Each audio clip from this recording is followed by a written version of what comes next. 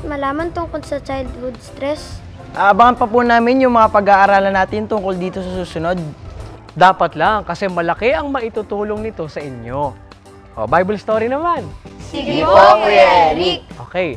Noong nakaraan ay inatunghayan natin ang tungkol sa pagdalaw ni Jose sa kanyang tatay na si Jacob. Kasama po ni Jose ang kanyang dalawang anak nang bisitahin niya po ang kanyang tatay.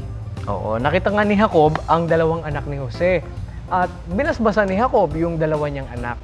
At ito pa ang sumunod na nangyari. Basahin natin ang nakasulat sa aklat ng Henesis sa 48, 11 hanggang 22.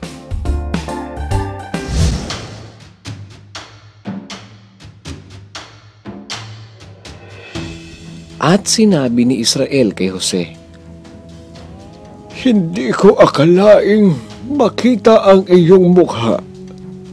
At narito, ipinakita sa akin ng Diyos pati ng iyong binhi. At sila'y pinagkuha ni Jose sa pagitan ng kanyang mga tuhod, at siya'y nagpatira pa sa lupa. At kapwa dinala ni Jose si Ephraim sa kanyang kanang kamay, sa dakong kaliwang kamay ni Israel, at si Manases sa kanyang kaliwang kamay, sa dakong kanang kamay ni Israel, at inilapit niya sa kanya. At iniunat ni Israel ang kanyang kanang kamay, at ipinatong sa ulo ni Ephraim na siyang bunso, at ang kanyang kaliwang kamay ay sa ulo ni Manases, na pinapatnubayang sadya ang kanyang mga kamay. Sapagkat si Manases ang panganay, at kanyang binasbasan si Jose, at sinabi, Ang Diyos na sa harap niya ay lumakad ang aking mga magulang na si Abraham at si Isaac. Ang Diyos na nagpakain sa akin sa buong buhay ko hanggang sa araw na ito. Ang anghel na tumubos sa akin sa buong kasamaan ay siya nawang magpala sa mga batang ito at tawagin nawa sila sa aking pangalan at sa pangalan ng aking mga magulang na si Abraham at si Isaac, at magsidami nawa silang totoo sa ibabaw ng lupa. At nang makita ni Jose na ipinatong ng kanyang ama ang kanyang kanang kamay sa ulo ni Ephraim, ay minasama niya, at itinaas niya ang kamay ng kanyang ama upang ilipat sa ulo ni Manases mula sa ulo ni Ephraim. At sinabi ni Jose sa kanyang ama, Hindi ganyan, ama ko, sapagkat ito ang panganay. Ipatong mo ang iyong kanang kamay sa kanyang ulo. At tumanggi ang kanyang ama, at sinabi, Talastas ko, anak ko, talastas ko. Siya man ay magiging isang bayan, at siya man ay magiging dakila. Gayon may ang kanyang kapatid na bata ay magiging lalong dakila kaysa kanya, at ang kanyang binhi ay magiging isang makapal na bansa. at kanyang binasbasan sila ng araw na yaon, na sinasabi, Sa iyo magbabasbas ang Israel, na magsasabi, Gawin ka nawa ng Diyos na gaya ni Ephraim at gaya ni Manases. At kanyang ipinagpauna si Ephraim bago si Manases. At sinabi ni Israel kay Jose, Narito, ako'y namamatay, ngunit ang Diyos ay sa inyo, at dadalhin kayo uli sa lupain ng inyong mga magulang. Bukod dito'y binigyan kita ng isang bahaging higit kaysa iyong mga kapatid, na aking kinuha ng aking tabak at ng aking busog sa kamay ng Amoreo.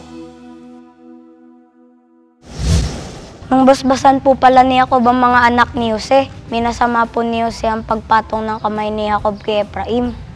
Dahil si Efraim po ang bunso at si Manases ang panganay, at ang gusto po ni Jacob ay mapunta kay Manases ang mas magaling na basbas.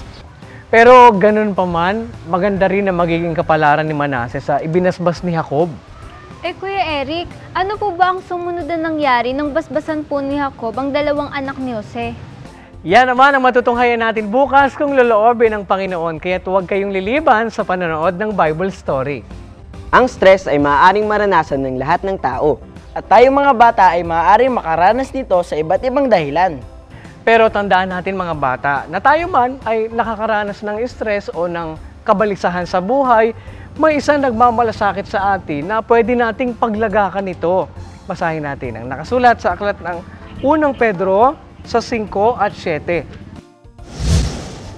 Na inyong ilagak sa Kanya ang lahat ng inyong kabalisahan, sapagkat kayo'y ipinagmamalasakit niya. Nakararanas din ba kayo ng stress, mga bata? Alam niyo ba kung saan ito nanggagaling o ano ang dahilan nito? Yan ang ating pag-aaralan bukas kung loloobin ng Diyos.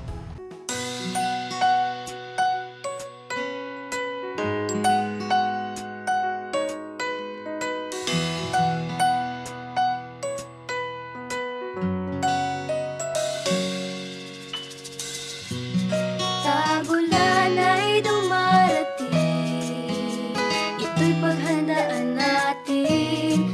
Katawan ay palakasin sa mga wastong pagkain.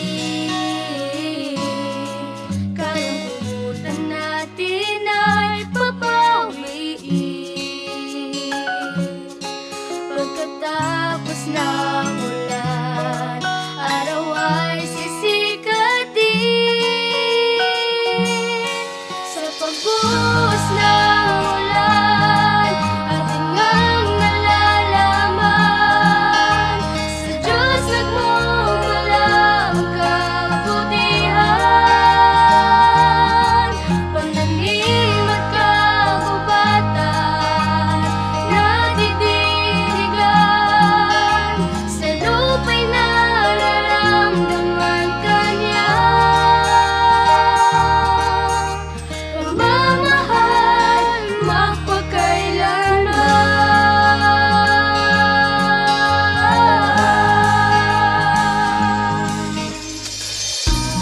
Halina't sumukob na, magkasama tayo sa tuwina. Sa hirap at sa saya, pag-ulan may di bali na. Sa problema ay huwag na padadala. Sa pagtila ng ulan, panibagong pag-asa.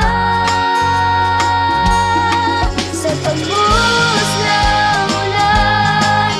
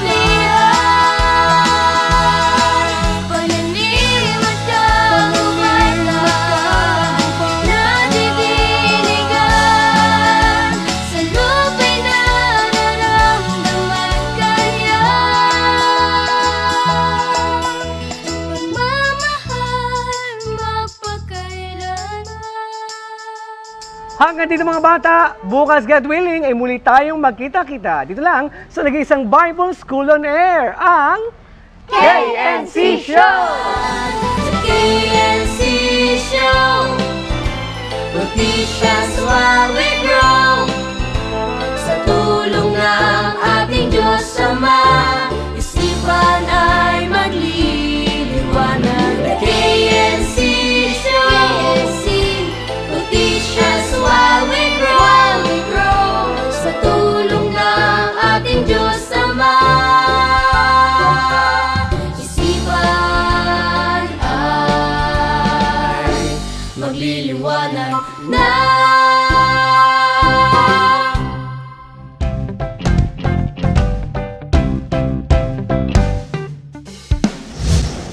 Madali lang naman po, kaso marami po eh. Mahirap kasi mahirap. Ay, nakakainis! Kaya, Liana, okay ka lang? Nakakainis ka na, Liana!